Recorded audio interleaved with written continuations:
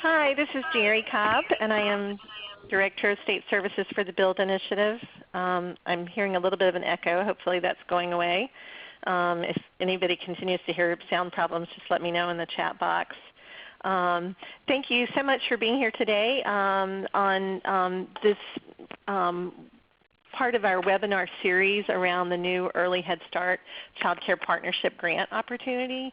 We're so excited about this opportunity that the federal government is making possible for states and communities around Early Head Start and child care partnerships. And we're particularly trying to get everyone who's thinking about applying, whether you're applying at the local or the state level, around this being an opportunity that really thinks about the bigger system and how we align our systems together in terms of the state level work and the local level work, QRIS, infant toddler, home visitation, all of the different pieces of the system that we're creating to better serve young children and families.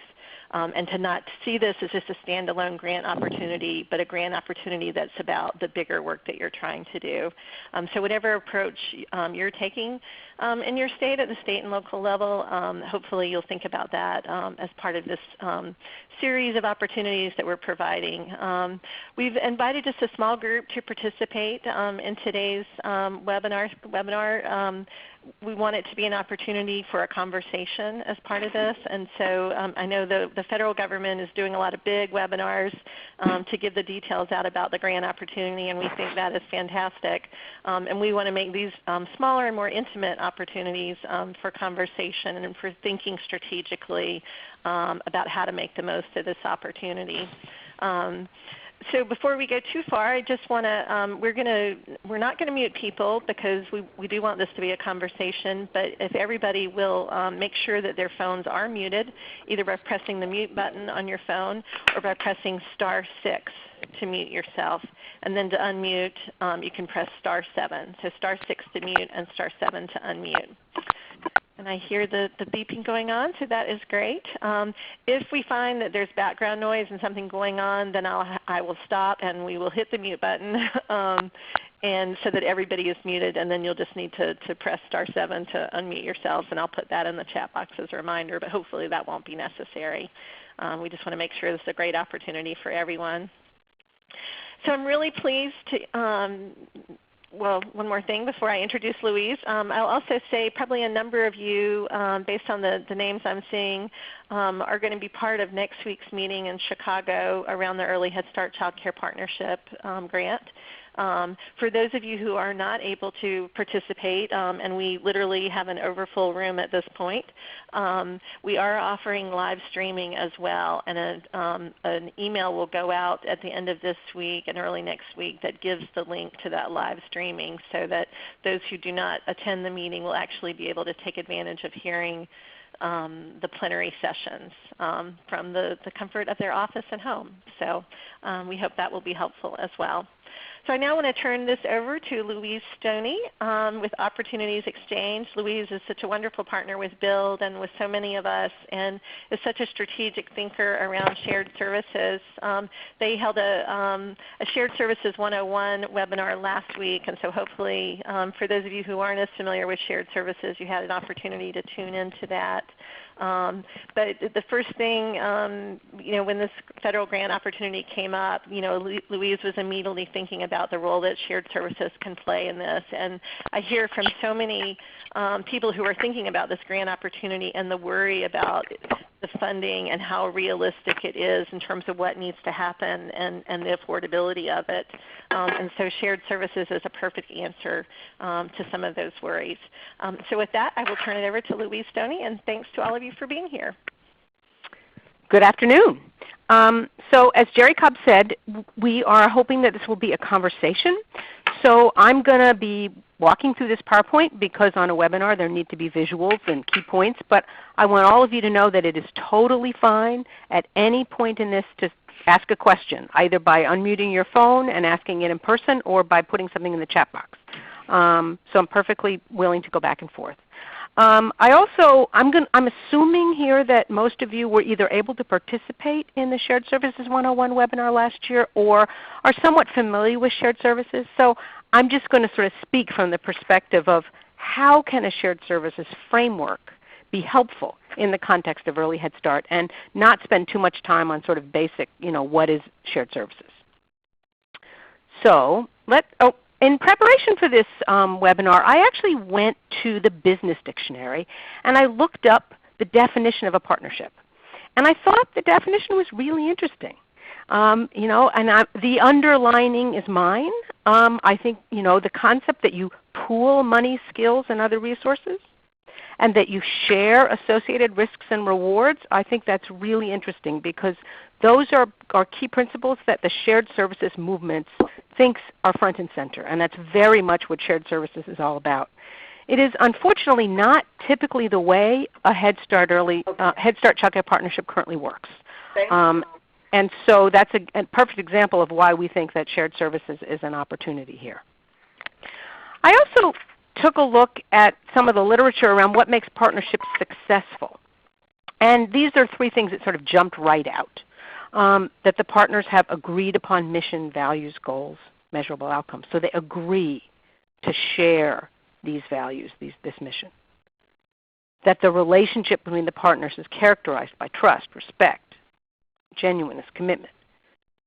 And that power is balanced. Again, these are all principles we talk about all the time in the shared services movement. So it was really interesting for me to start reading the literature about sort of partnerships and begin to have these kinds of things pop up.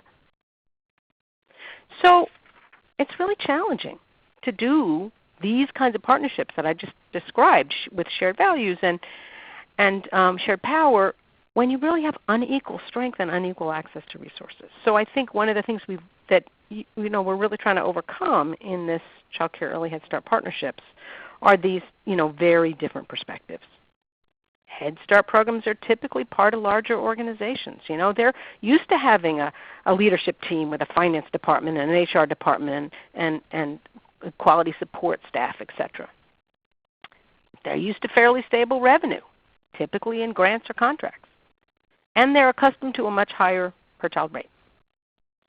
Your typical child care program, market-based child care, standalone center, single director who's responsible for everything. They certainly don't have a leadership team. Their revenue is very unstable.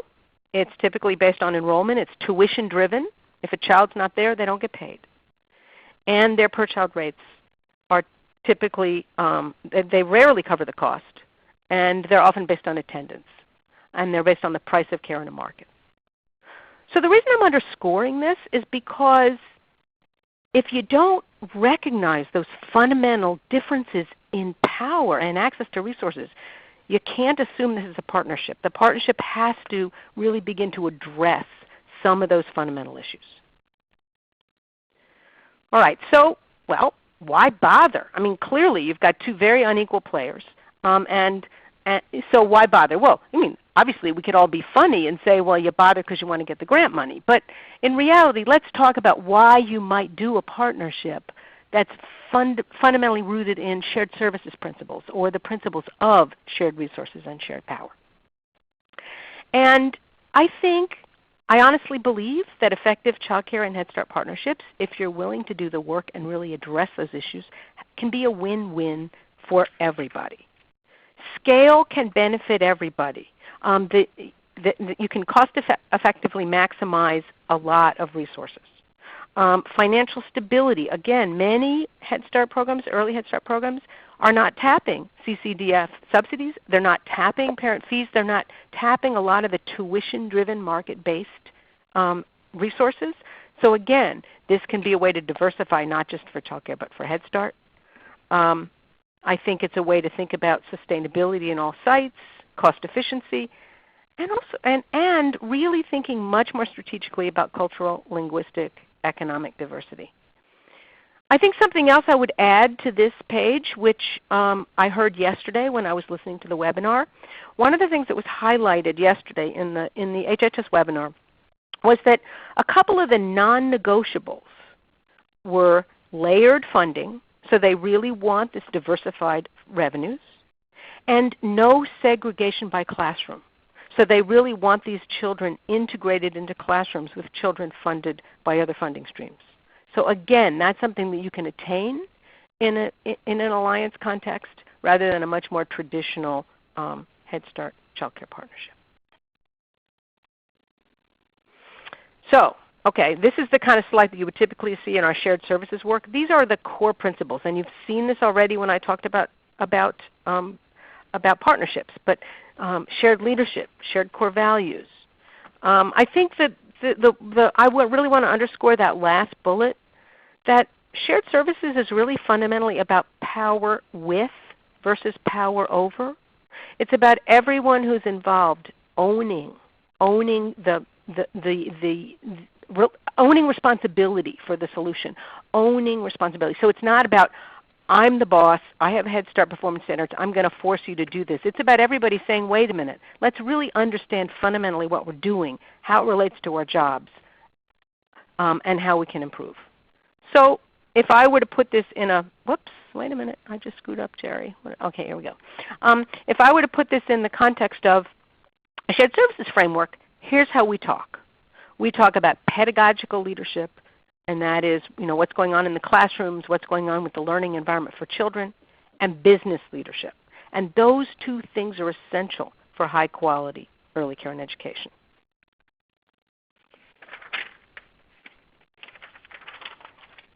Sorry.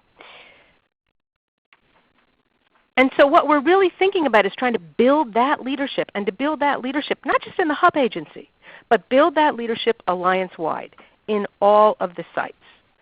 So when you're talking about business leadership, you're really thinking very strategically about how do you increase revenues. One of the things that we've learned in the shared services work as we've begun to work with larger organizations like Head Starts is that they're not necessarily collecting all the parent fees on top of all the CCDF details that many early childhood programs, particularly market-based child care, really has to be on top of. So again, there's a win-win for everybody in really thinking strategically about business leadership, increased revenue, better reporting, and then thinking about spreading your costs. And again, then thinking about pedagogical leadership, so that you begin to think about how do you embed this kind of leadership across all of the sites so that people own it and it's not just about compliance. All right, so let's go to some concrete things. We've all been waiting for this NOFA to go out. We've all been sort of trying to guess at what's going to be in it, listening, reading the tea leaves. And one of the things that I've heard through the grapevine, it has not been corroborated, so don't quote me on this, but I've heard that they're really going to be looking for scale.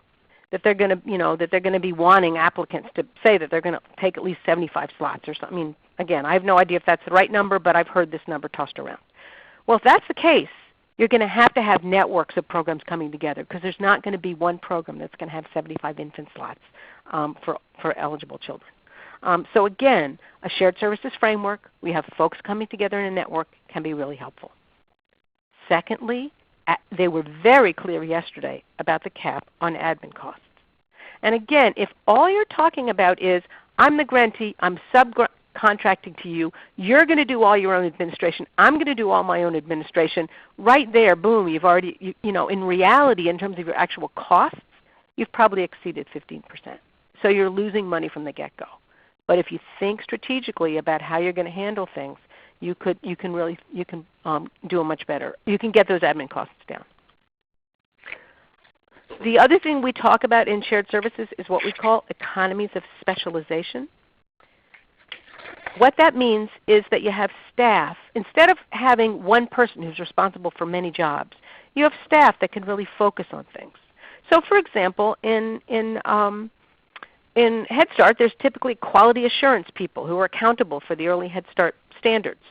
Again, you can think about what is a quality assurance, and in our shared service alliances, we typically have quality assurance staff who really think about how do we make sure that all of our sites are meeting the quality standards. How do we help them? How do we help them understand? How does this work and adapt in a home-based environment? How does this work and adapt in this particular center with these children? So you can begin to have a staff person or more than one who's really providing that leadership across all the sites. Same thing with professional development. Again, instead of expecting each site to do its own thing, you can work collaboratively, not just around actually providing training, but around leadership around professional development. And thinking, I mean, one of the most exciting things that I find in the shared services work is that folks are starting to work on communities of practice across sites. So you have a network of centers or homes that work together, and the teachers come together in communities of practice to learn. Infant teachers might come together once a month to talk and learn from one another. Across multiple centers, toddler teachers come together. So you begin to really learn from one another and to build shared leadership and shared core value. Clearly, comprehensive services is something that can be shared, and I'll talk in a few minutes. I'll give you some concrete examples about how that works. And again, sustainability. Again, I want to underscore that sustainability is really it's one of the strengths of a shared service alliance. And again, when you begin to tap multiple funding streams across multiple sites, you begin to provide a level of stability so that for one program, if they're typically relying on one funding stream and another funding stream comes in that's typically more funding children in another site, but those funds are pooled, you've got a leverage. So we've had situations, for example, in shared service alliances where when the .com crash happened, literally one of the centers that was in one of the shared service alliances, half the parents came in and disenrolled their children in one day. But that center didn't go. It would have closed had it not been part of an alliance. But it was able to weather the storm. They were able to transfer staff to other sites. They were able to provide that stability because it was part of a larger alliance.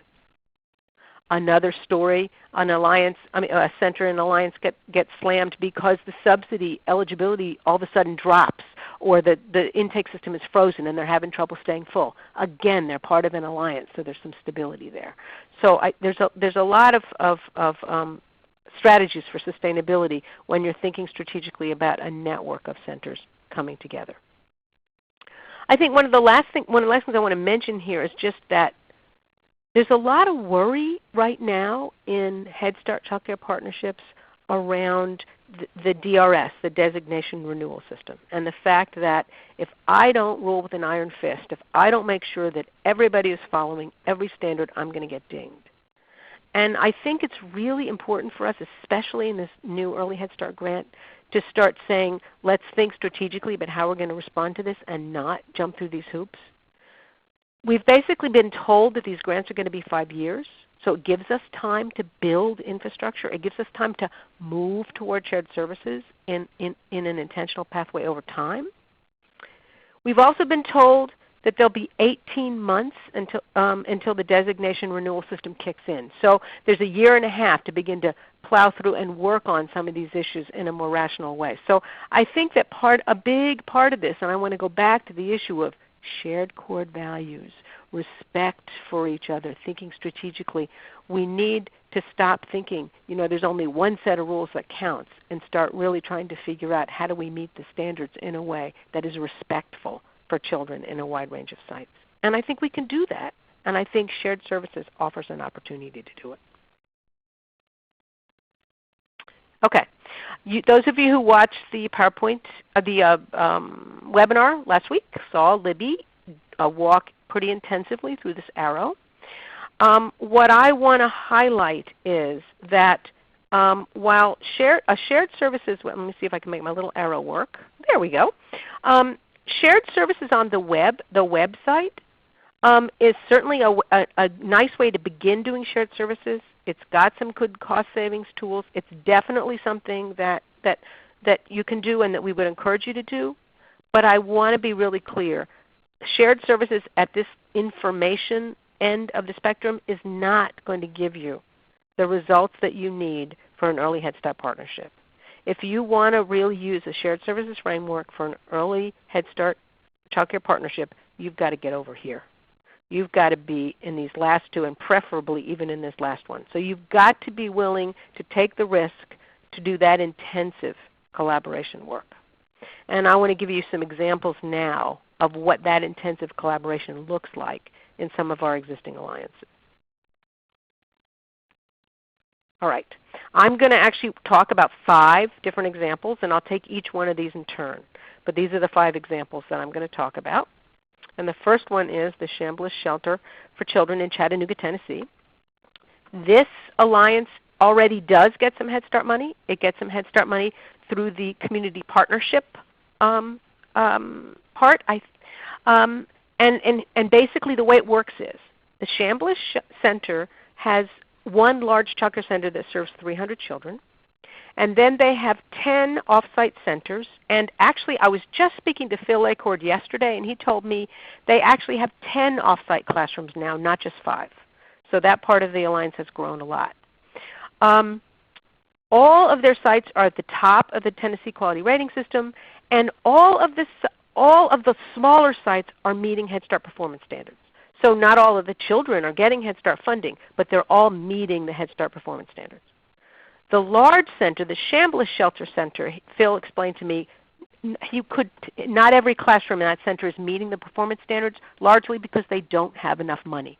The reimbursement rate for child care isn't enough to cover those standards, so they have to, in those cases, just have certain classrooms that are meeting the Head Start standards. But that's not true with their smaller sites.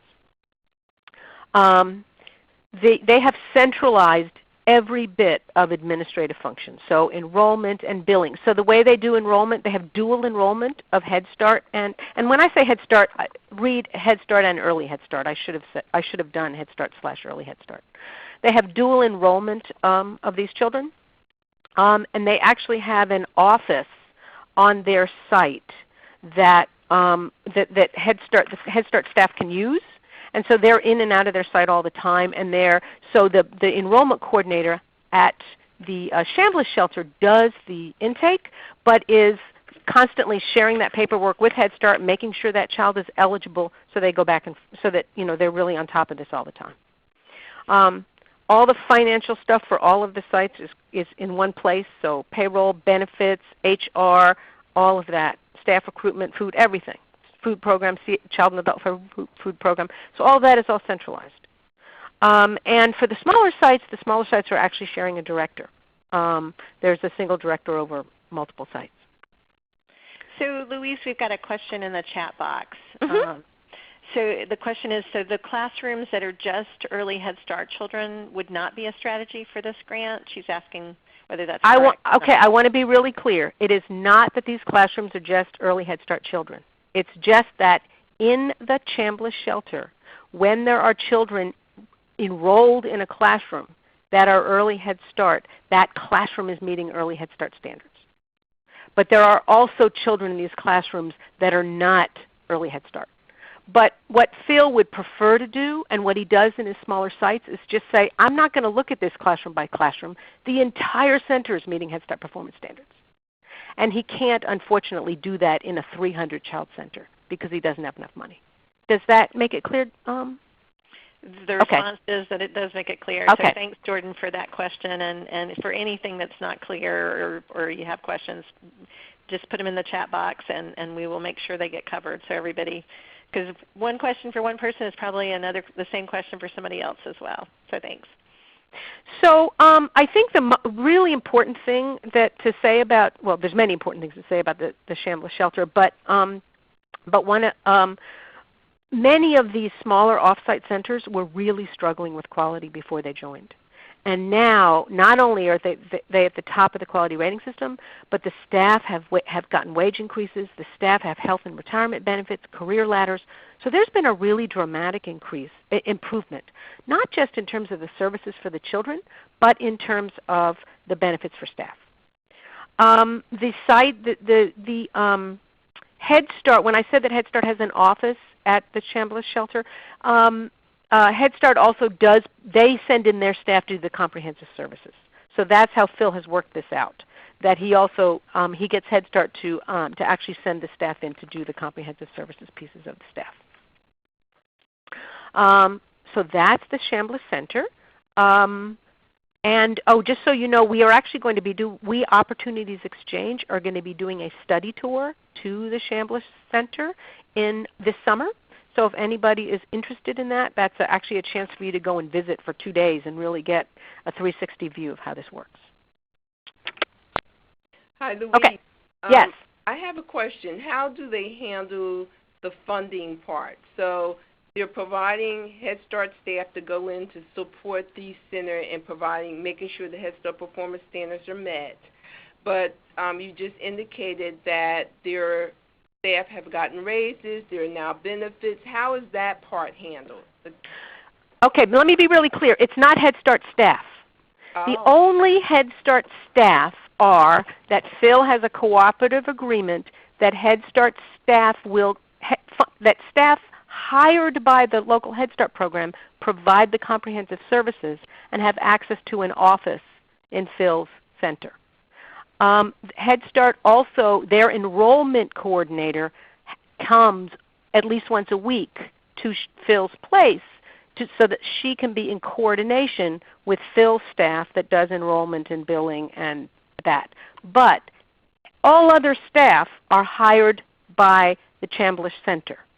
Phil merges funding from many funding streams. I can't even remember how many there are. There's probably at least 20 to cover the cost of services at the Chambliss Center. And some of that funding is Head Start funding. Some of that funding is pre-K funding, CCDF funding, United Way funding, you name it. And that's all handled by the same administrative office that's handling the fiscal, the enrollment, the billing, all of that. okay. Now, is that clear, Beverly? Yes. Okay. Thanks. Any other questions about the Chambliss Center before I move on? All right. The next example is Early Connections Learning Centers in Colorado Springs. Actually, one thing I do want to say about Chambliss Center. Let me go back for a minute. The Chambliss Center, these 5 off-site centers are actually they're their own 501c3. They have their own board. They are not part of the Chambliss Center. They have a contract with the center to be part of the alliance. So they pay a management fee for all of these services. But they are independent centers, these 5. Okay, Early Connections. This is an alliance that includes 5 child care centers, 2 preschool centers, 2 off-site school-age programs, and a drop-in facility, and a network of family child care homes. Now, with the exception of the network of family child care homes, all of the center-based sites are actually all incorporated under Early Connections nonprofit 501c3. So these are all part of one 501c3 except the network of family child care homes.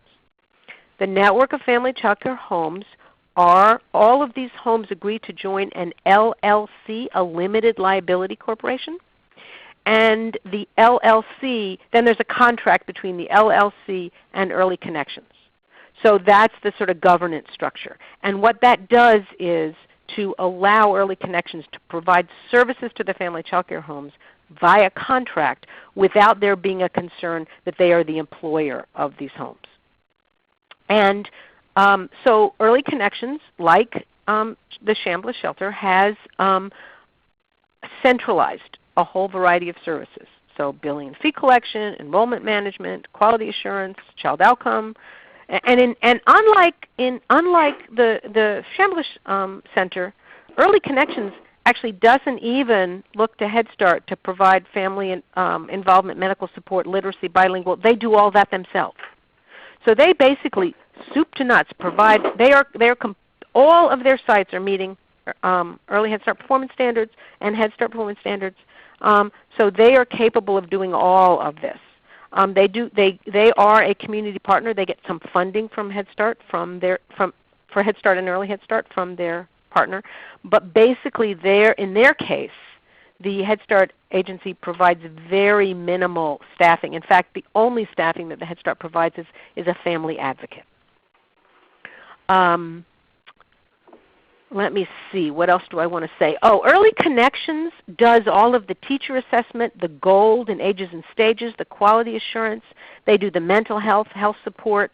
And they do all of that for both the center classrooms and the homes. Now they do have a family child care network coordinator. So they have a person who's hired by Early Connections who oversees the network homes. And so she provides that kind of leadership. The network homes, the billing and fee collection and all the fiscal management is also available to the network homes. Some of their network homes are not all their network homes are participating in Early Head Start, only some. The ones that are not participating in Early Head Start can purchase some of these services, and they have sort of a menu of options in terms of how deep, how much they want to purchase from Early Connections. And for those of you who actually want to look at what some really high quality homes that are very strategically connected to a center-based early learning program, this is a place you might want to look at. And we're going to be doing a study tour to them in the fall. We're going to be going out to Colorado for 2 days. And so folks who are interested in seeing a 360 view of this center, that's another option. Okay, I'm going to move on unless there are questions about Early Connections to Sound Childcare Solutions in Seattle. Now, Sound Childcare Solutions, it does not currently participate in Early Head Start or Head Start. However, it is an alliance that would be absolutely capable of doing that if they chose to move in that direction. They do receive Washington State ECAP funding, which is quite similar to Head Start. And they have, again, their 7 center licenses, 28 classrooms all across the city. They've centralized all these functions that I described. I think one of the things that's really unique about Sound Childcare Solutions is their focus on cultural competence. They are really deeply focused on being respectful and meeting the needs of their families, and really challenging staff to focus on what's their role in terms of undoing racism as early learning teachers and program directors. And so anyway, we've got for those of you who are interested in more of this, rather than a study tour, we actually have a multimedia tool that you can go on the web and look at, and you can do a 360 view on the web of this site, and you can click in there and you'll hear classroom teachers talking, you'll hear directors talking, you'll get a sense of how the administration works, and there's even documents that you can link to read. So this is another example of how an alliance works. This alliance is only centers, by the way. They do not have any family child care homes. Next one, All Our Kin in New Haven, Connecticut. I suspect many of you may be familiar with All Our Kin already. They've been on several of they've been highlighted in several of the federal webinars. This is an alliance that is all family child care homes. Now, and actually All Our Kin operates several family child care networks, and only one of them would we consider an alliance. And the reason that we consider this only one of them an alliance is because really only one of them are they working on common core values, are they doing back office billing and management, are they deeply engaged in not just in both pedagogical and business leadership in these sites. And those are the sites that are Early Head Start funded, and that's because they can help provide financial support. They can actually give money to these centers to supplement what they're paying. So they do very deep quality support, classroom observations, child assessments, nurse consultation, the whole shebang. And in the case of All Our Kin, they are actually the Early Head Start grantee. However, they also run several other family child care networks for providers that may or may not be providing Early Head Start funding. And they, again, like Early Connections, have a menu of options. You can choose what level of service you want to receive from All Our Kin. Oh, and by the way, I know somebody had a question about comprehensive services. So as I described back in the Early Connections example, Early Connections Learning Center in Colorado Springs, in that center they have staff that are hired by the organization that serve both the center and the homes, providing the comprehensive services. And they use funding from Head Start, from private foundations, United Way, the city, a whole variety of funding streams combined to support the cost of that staff. In All Our Kin's case, they use Early Head Start funding to support these staff that provide comprehensive services. And these staff support the children that are enrolled in the family child care homes that receive Early Head Start funding. So that's how it works in this case. Okay, the last example I want to give you is an organization called the Community Group in Lawrence, Massachusetts. And this is an alliance that is quite astonishing, actually. They have 9 center-based classroom, 9 centers. They have 52 family child care homes.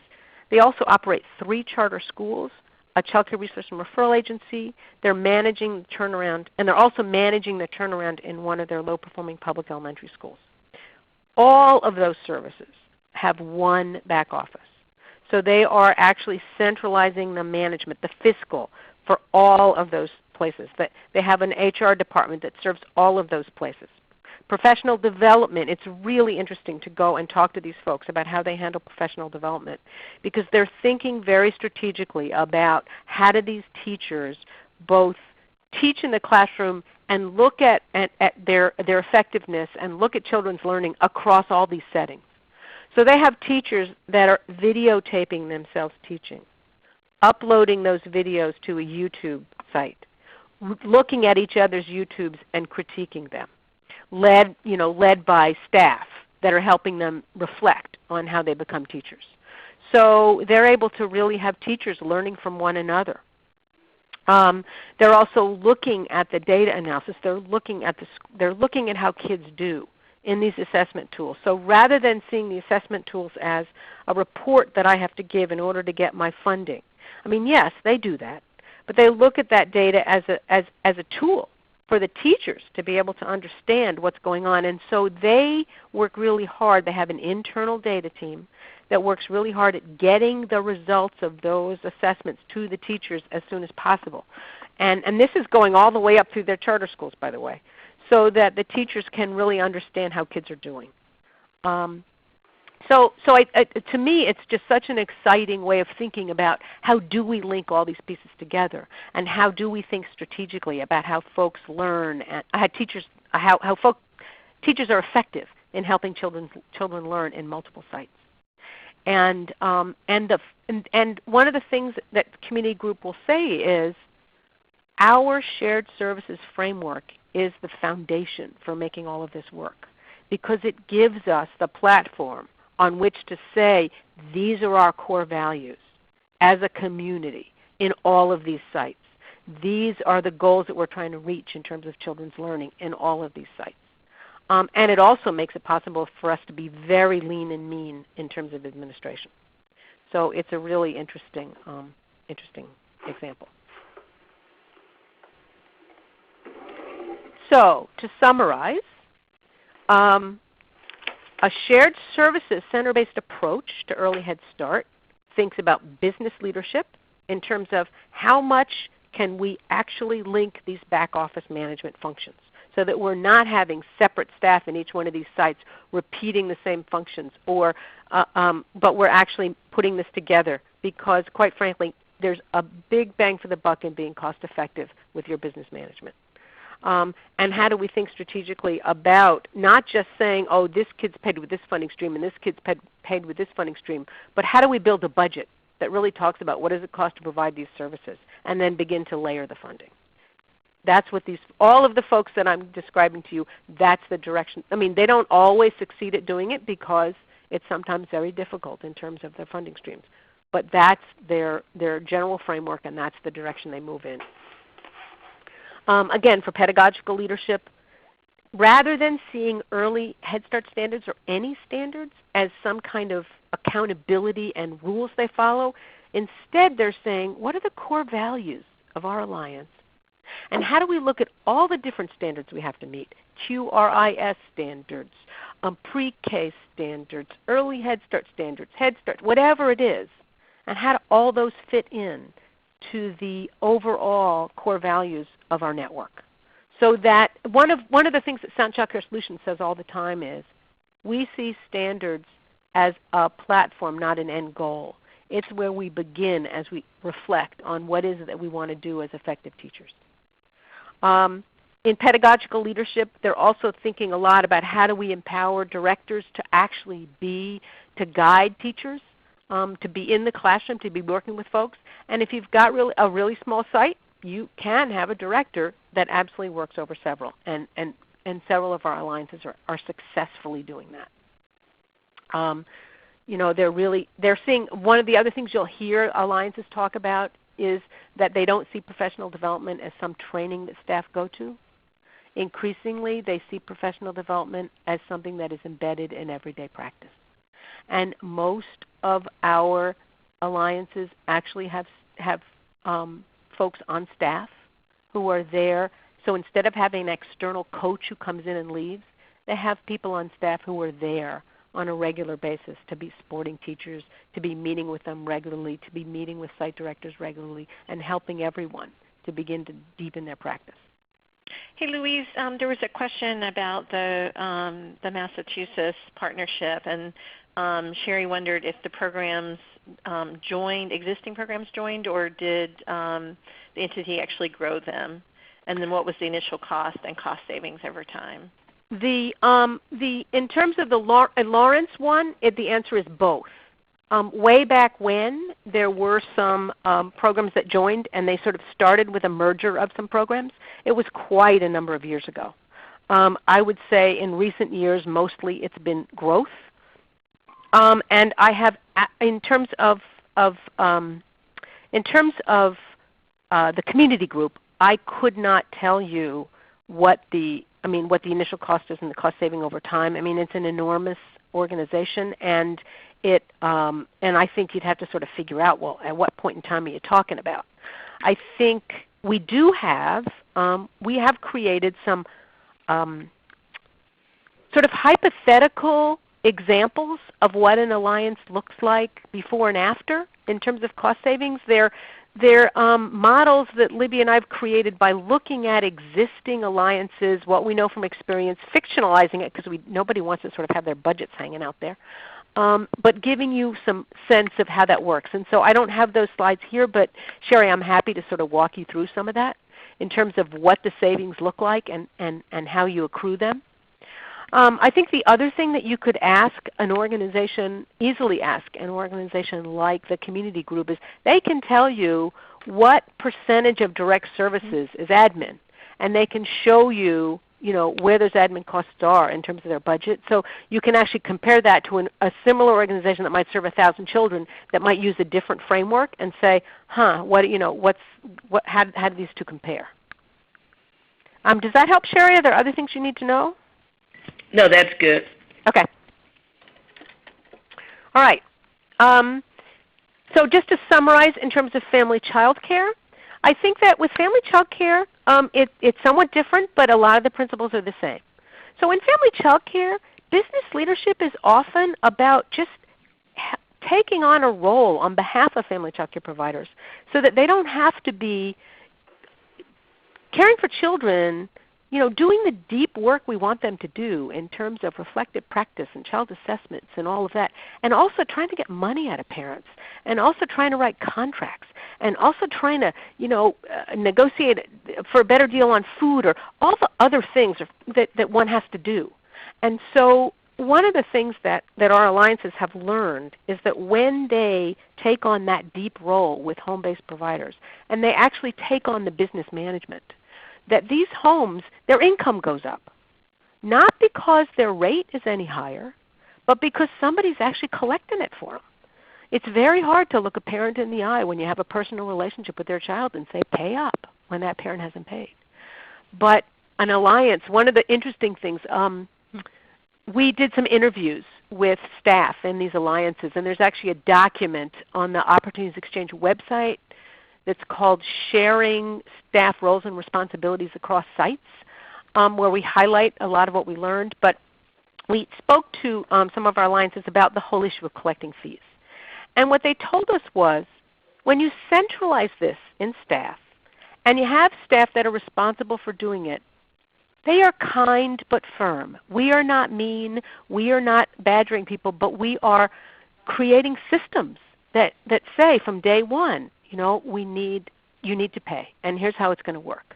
And it makes a big difference. Centers actually collect money that they weren't able to collect before, and particularly family child care homes. So that makes a big difference. The other thing that's true for family child care homes is that it's a lot of work staying full.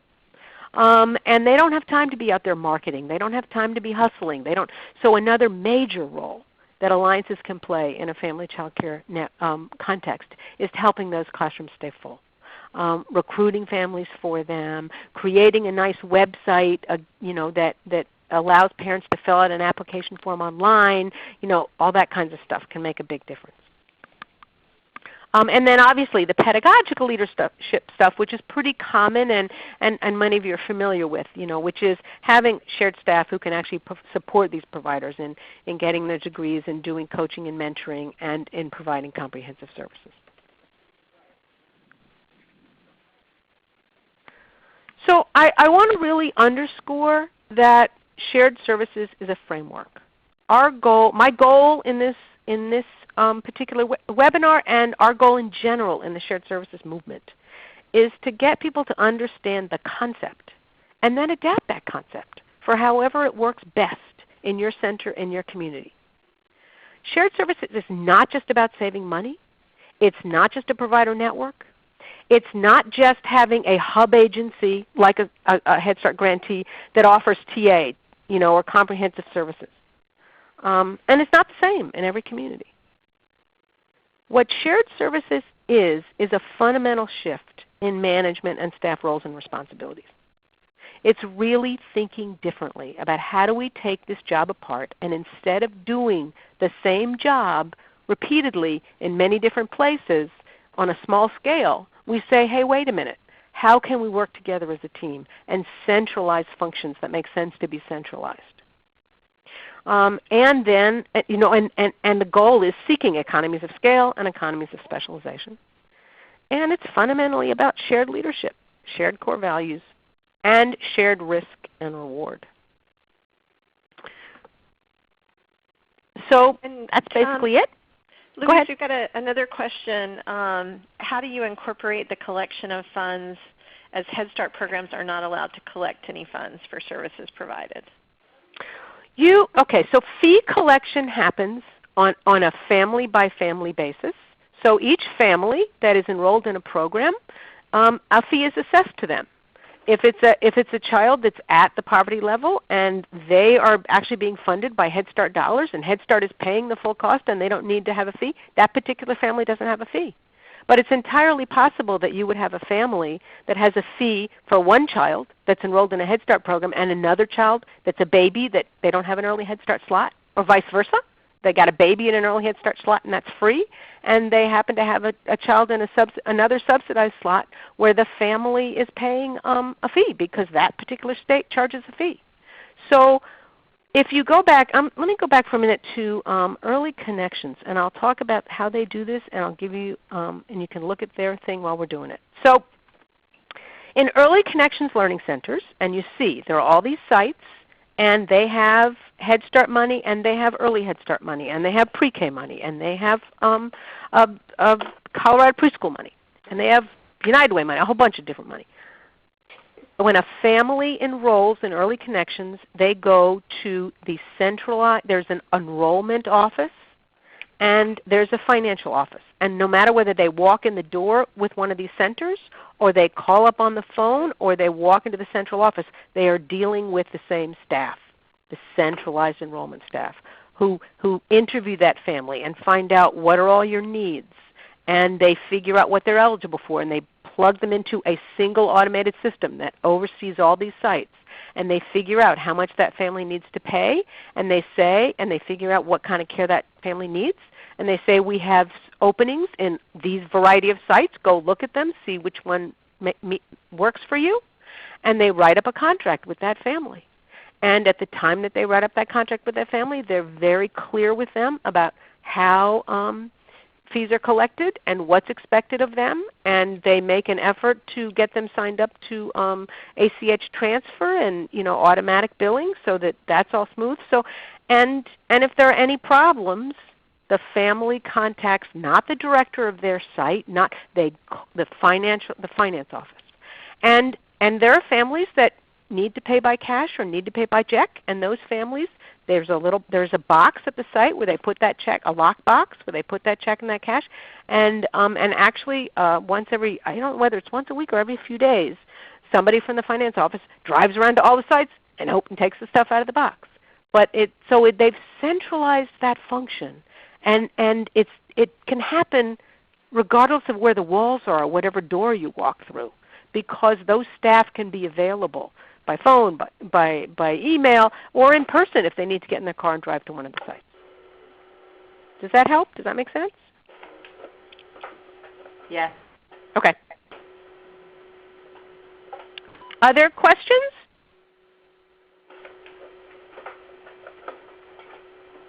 All right, well, I'll go back to my last slide now and just say that this is the website for Opportunities Exchange, which is this is where the most information about shared services is available, and there's just tons of stuff there. All the alliances that I just described, there are not only profiles of those alliances, but in some cases we've got copies of sample contracts. We've got descriptions of their governance structures.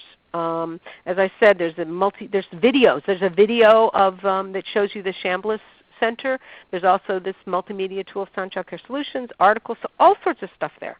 So feel free to go there, look around. Also feel completely free to shoot off an email to me or to Libby Popick or any of the folks at Opportunities Exchange. We are totally, and you'll find our email addresses on the website, totally willing to answer questions in any way that's most helpful to you. We've still got a few minutes left if people have questions, or you even just want to share some of your thinking on this. Has this caused other ideas to bubble up as part of what Louise has shared?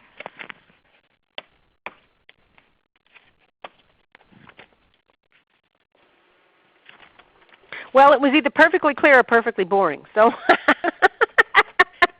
and everybody just wants to get back to work.